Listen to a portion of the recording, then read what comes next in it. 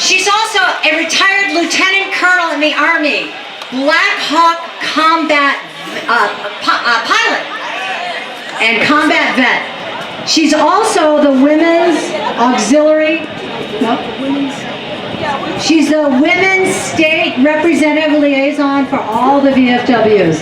It's my honor to introduce Ingrid, and she has a book out, Ingrid Inspires. She's a coach, a speaker, she does it all. And here she is, Ingrid Centurion. Thank you. All right, thank you, Joan. Thank you, Joan. And thank you so much to the organizers of doing this event. This is what we need to be doing. We need to be doing events like this in every city, in town, in Massachusetts.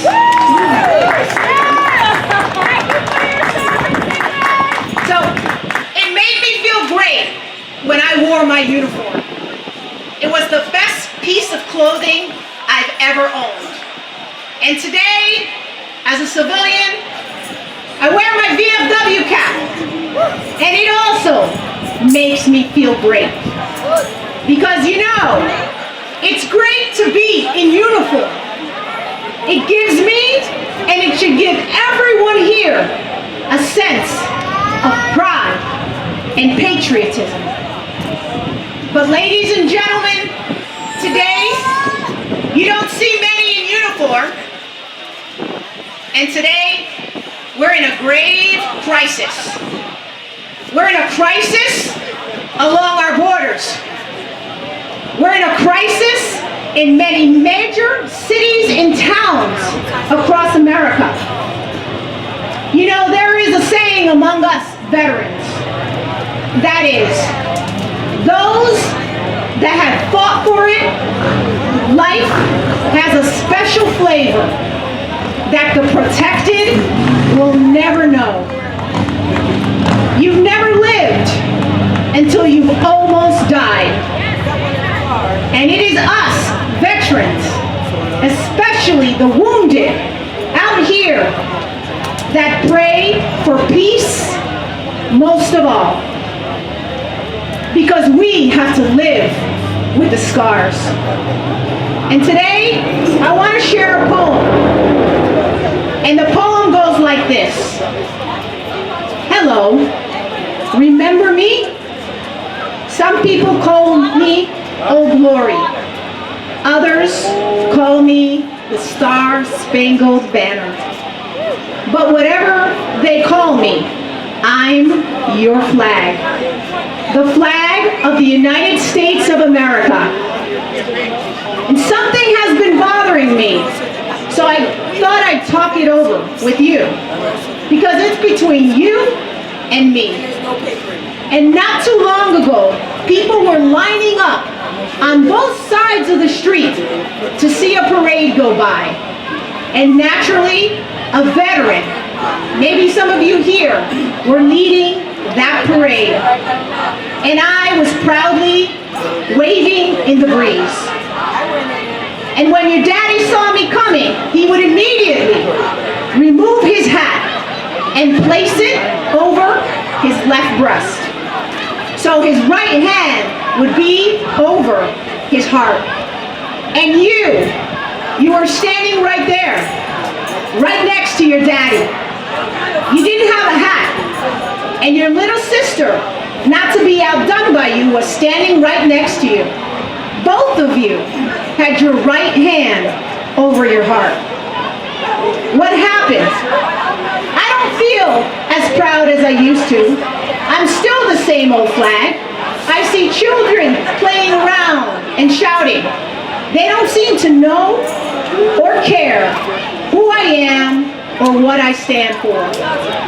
I saw an elderly gentleman took off his hat, but when he saw others coming, he turned and walked away. I'm still that same old flag.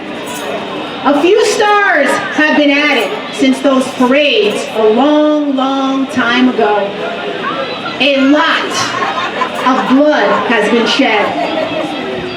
Is it a sin to be patriotic anymore? Have you forgotten who I am and what I stand for and where I've been? Anzio, Guadalcanal, Korea,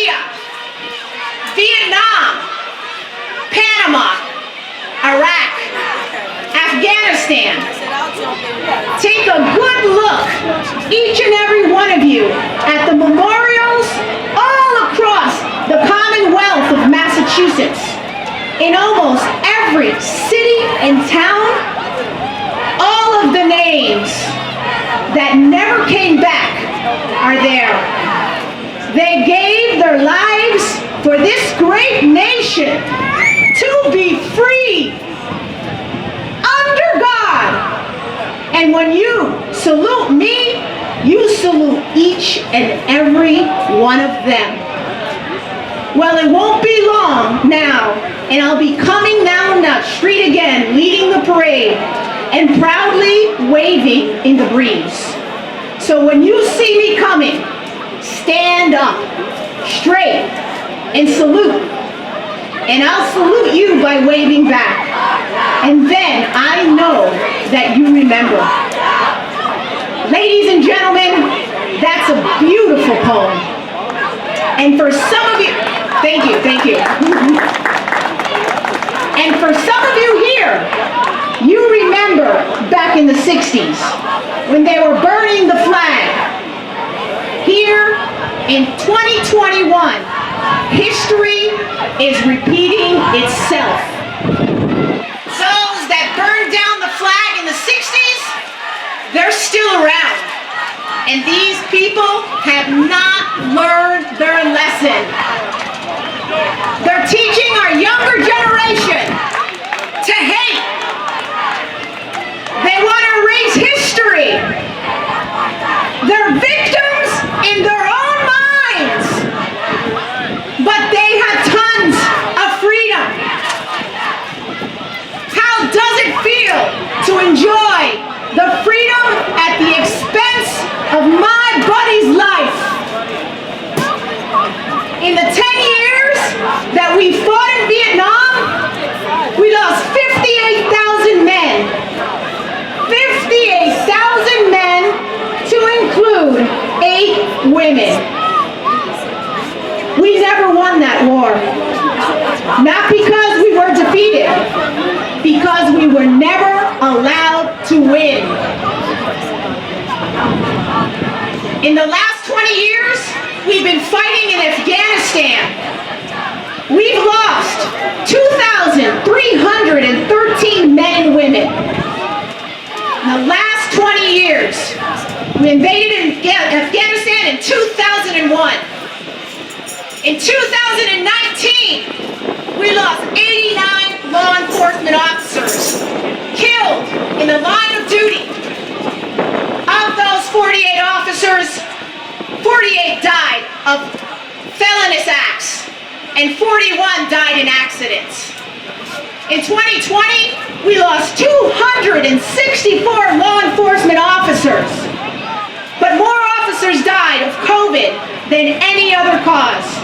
145 out of 264 deaths contributed to the virus. They were on duty, protecting and defending our freedoms. You know, 30% of those law enforcement officers out there are veterans. So people ask me, why did you join the military? And would you do it all over again? Would you do it all over again? And I'll answer in this manner. There will never be enough money or gold to keep me from doing it again.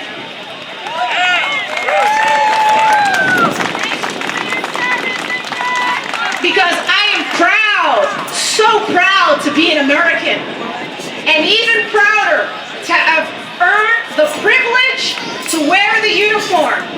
And as a result of that, the VFW cap. I live by the motto, faith, selfless service, and freedom. I served 22 years in the military, working closely with all the law enforcement agencies, every 3-letter agency. And I hope to inspire others to act, to preserve our freedoms.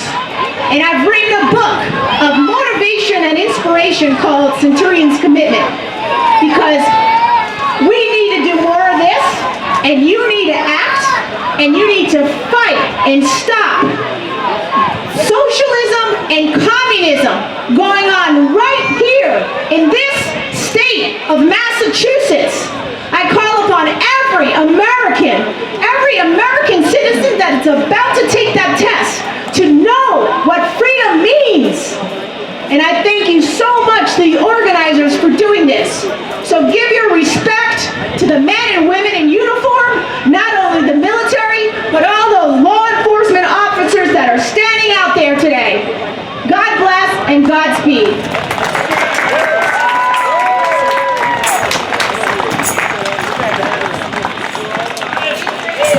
All right. Next up, it's my pleasure and honor